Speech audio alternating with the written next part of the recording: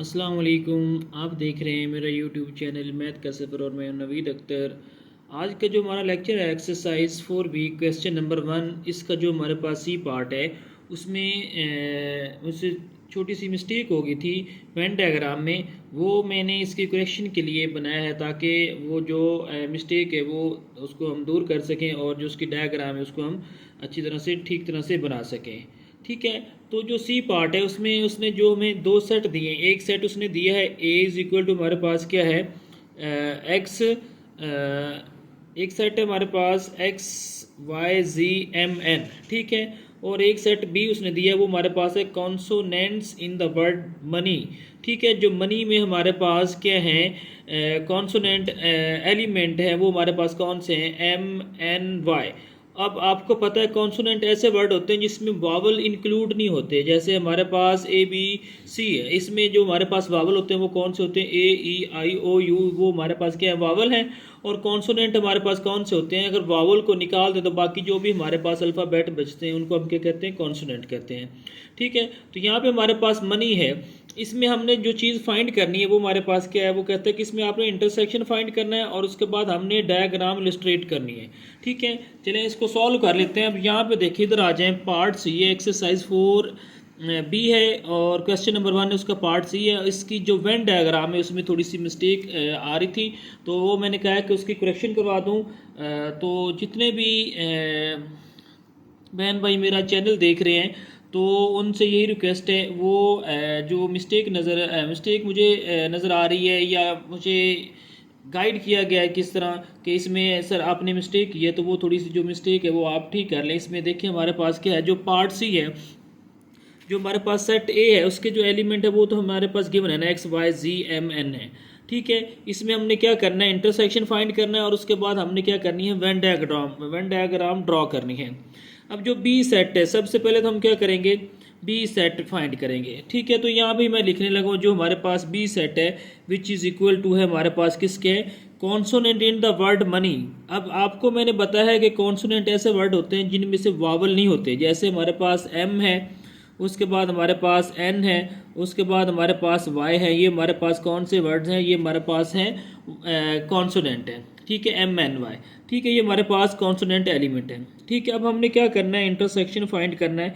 Intersection A हमारे पास क्या आ जाएगा, A intersection B which is equal to हमारे पास क्या आ जाएगा, वो हमारे पास आ जाएगा। सबसे पहले सेट ए के एलिमेंट लिखने हैं, वो हमारे पास क्या है, एक्स वाई, उसके बाद हमारे पास क्या है, जी है।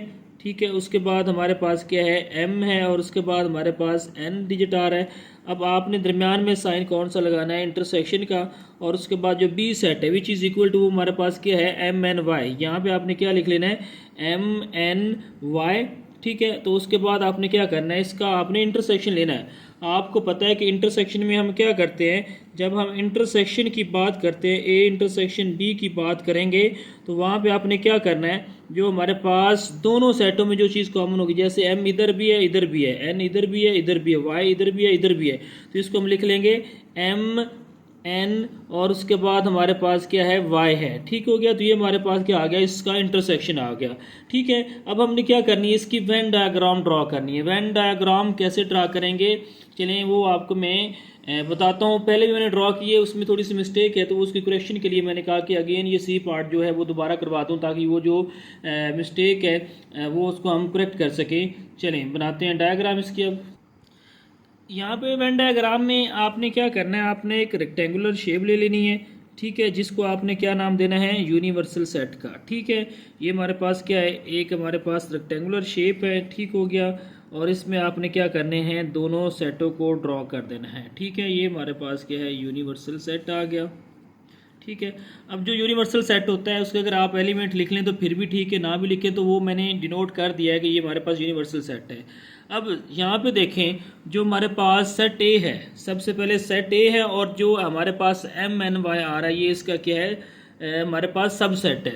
ठीक है, मतलब है कि प्रॉपर सब सेट आ रहा है। कैसे आ रहा है, क्योंकि जो हमारे पास एम एन वाई है वो किस में क्या है, इसमें इंक्लूड है। ठीक है, मतलब इसमें इधर एम भी आ रहा है, एन भी आ रहा है, वाई भी आ रहा है, तो इसका मतलब है जो बी है वो इसका क्या है, सब सेट है। तो आपने यहाँ पे जब वेन डायग्राम ड्रॉ करनी तो आपने क्या करना है, इसका जो एक आपने बिग सर्कल ड्रॉ कर लेना है जिसमें आपने क्या करना है, आपने सेट ए के एलिमेंट लिख लेने हैं। ठीक है, अब यहाँ पे देखें जो सेट बी है उसके जो एलिमेंट है वो हमारे पास किसके इक्वल है, एम एन वाई के इक्वल है। तो इसका मतलब है कि जो ये एलिमेंट है वो किसके अंदर हैं, किस सेट के अंदर आ रहे हैं, वो हमारे पास सेट ए के अंदर आ रहे हैं। तो यहाँ पे आपने एक और सर्कल ड्रॉ कर लेना है। ठीक है, जब आपने ये सर्कल ड्रॉ करना है तो क्या करना है, आपने इसको सेट बी का नाम दे देना है।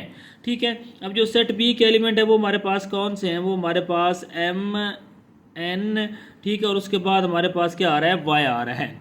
ठीक है, अब यहाँ पे जब हमने इंटरसेक्शन फाइंड किया तो वो भी हमारे पास क्या आ रहा है, एम एन वाई आ रहा है। और उसके बाद जो हमारे पास एलिमेंट बच रहे हैं सेट ए के, वो हमारे पास कौन से हैं, एक तो हमारे पास वाई आ गया, एम आ गया, एन आ गया, बाकी हमारे पास जो डिजिट बच रहे हैं वो हमारे पास एक एक्स है, और उसके बाद हमारे पास जो दूसरा है वो हमारे पास क्या है, जी है।